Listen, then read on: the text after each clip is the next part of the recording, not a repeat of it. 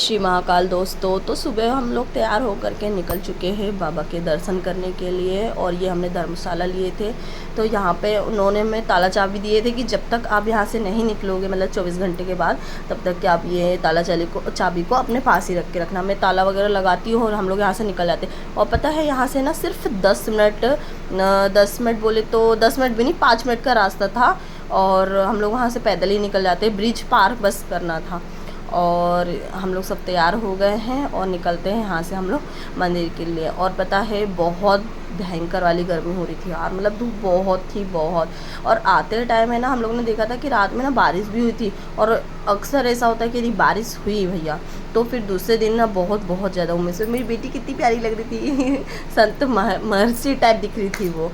और ये है मेन गेट, मतलब यहाँ पे ना मेन गेट नहीं बोलेंगे, बहुत सारे गेट है। बाकी ये मेन गेट इसलिए बोला जाएगा क्योंकि यहाँ से ना बड़ी गाड़ियाँ भी अंदर जा रही थी, जो अपने जिसको जो जैसा साधन लगा था। तो 4 व्हीलर वगैरह अंदर पार्किंग की व्यवस्था भी की गई थी। और कनक को देखो क्या ही पसीना निकल रहा है, अभी से आप समझ सकते हो। और बेचारे कनक पता है सफ़र में बैग, और जब सफ़र ख़त्म हुआ तो पुप्पू को पकड़े। मैं सिर्फ प्रसाद पकड़ती थी, बैग पकड़ती थी, मतलब मेरा खुद का पर्सनल पर्स और बॉटल पकड़ती थी।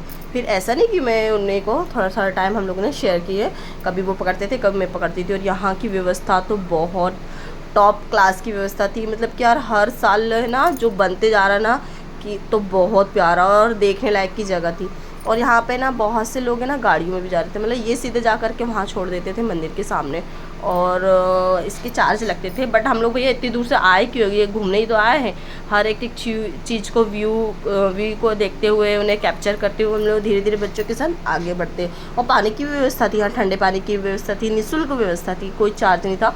हाँ बट यहाँ पे चार्ज किस चीज़ का लगता है बताती हूँ मैं। फ्री की एंट्री रहती है तो उसमें हमें लग जाते हैं पूरे 30 से 45 मिनट लग जाते हैं।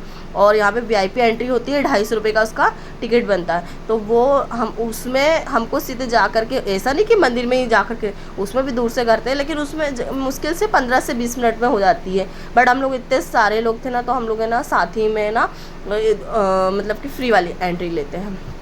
और यहाँ पे इतनी प्यारी प्यारी मूर्तियाँ बनाई गई है, कहते हैं यहाँ पे 200 से ज़्यादा मूर्तियाँ हैं, मतलब कि भगवान शिव की जो जो महिमा रही है उसके बारे में बताते हैं। और देखते देखते हम लोग मंदिर परिसर के बहुत पास आ जाते हैं। हम लोग यहाँ पे है ना, पता है जूते उतार के खड़े होते हैं।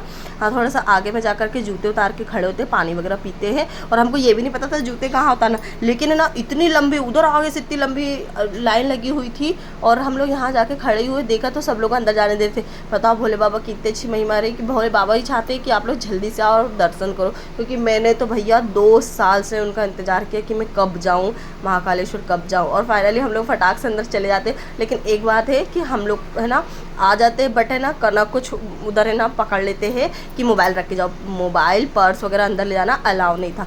बट मैंने पप्पू को गोदी में पकड़ी थी ना, तो दिखा नहीं शायद उनको, या फिर उन्होंने जाने दिया, पता नहीं, जो भी हो।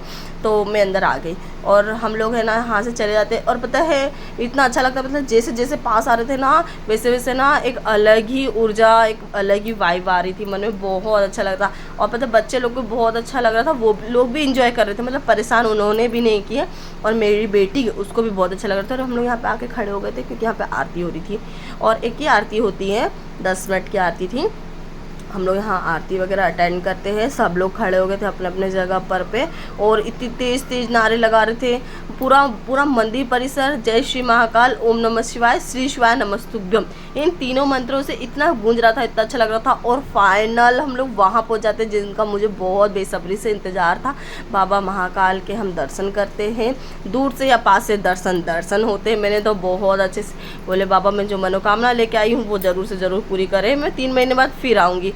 और उसके बाद हम लोग निकल जाते हैं बाहर साइड। मैंने दान दिया और कूपन कटवाई। कूपन किस चीज़ की कटवाई, कूपन ये थी खाने की, फ्री कूपन थी। लेकिन है ना हमें समझ ही नहीं आया, हमने किसी से पूछा भी कि किधर जाओ, तो हम लोग जिधर साइड से आए थे ना उधर ही जाना था। फिर उतनी दूर जाने पे भी यार हम लोग को बहुत वो हो जाता। फिर हम लोग इधर आते हैं और आने के बाद में क्या करते हैं मैं बताती हूँ आपको। आने के बाद में है ना हम लोग सबसे पहले तो कनक जाते हैं उनका फ़ोन लेने के, और ये है मेन मंदिर। हम लोग इन्हीं में दर्शन करने के लिए गए थे, बट वो ऐसा था कि बाहर साइड में कंस्ट्रक्शन का काम चल रहा है, इसलिए हम लोग को वहाँ जाने नहीं दिए। और कनक जाते मोबाइल लेकर के आते हैं, फिर हम लोग यहाँ पे बैठते हैं, और इधर से भी जाने का रास्ता है, तो वहाँ से प्रसाद वगैरह घर ले जाने के लिए कुछ सामान, सिंदूर सिंदरी वगैरह लेते हैं और घर आ जाते हैं, मतलब होटल आ जाते हैं। और यहाँ क्यों आए, क्योंकि हम लोग बहुत थक गए थे खाना पीना खा करके। अब यहाँ पे आराम करेंगे, फिर 4 बजे यहाँ से तैयार होकर निकलेंगे पूरा उज्जैन भ्रमण करने के लिए।